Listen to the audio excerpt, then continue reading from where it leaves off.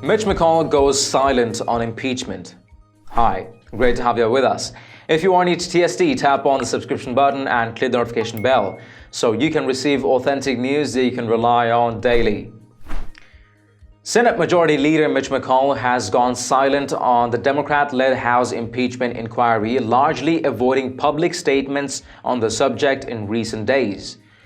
The Republican leader told CNBC's Squawk Alley last month that the Senate would have no choice but to take up an impeachment resolution if it proceeds in the House. It's a Senate rule related to impeachment. It would take 67 votes to change, so I would have no choice but to take it up, McConnell said. How long you're on it is a whole different matter. However, as the impeachment inquiry continues to heat up, McConnell has become increasingly withdrawn. According to The Hill, the Kentucky senator has largely refrained from making public statements on the subject in recent days. McConnell held an event last week in Kentucky with Defense Secretary Mark Esper, a day after Trump publicly floated that China and Ukraine should investigate Biden and his son, Hunter Biden. But reporters were removed from the event before the audience was allowed to ask questions.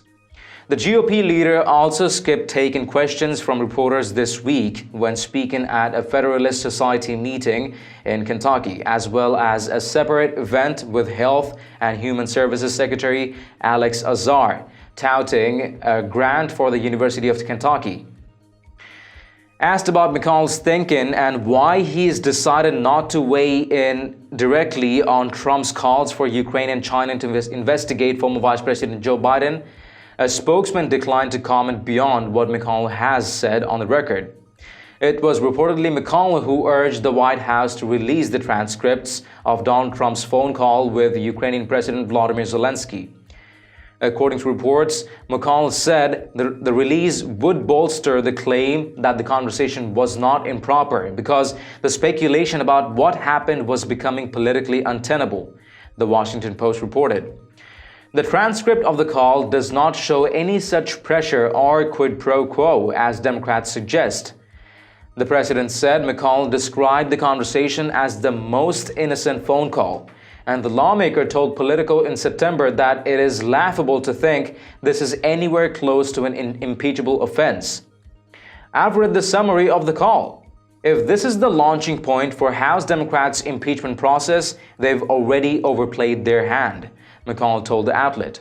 It's clear there is no quid pro quo that the Democrats were desperately praying for.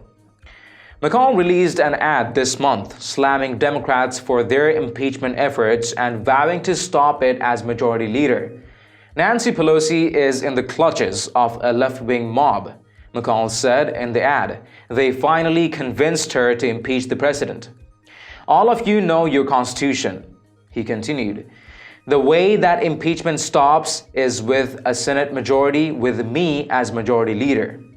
While it remains clear that McConnell disagrees with the impeachment inquiry, his refusal to elaborate on his position has piqued interest. However, GOP strategists do not view his silence as a reason for alarm.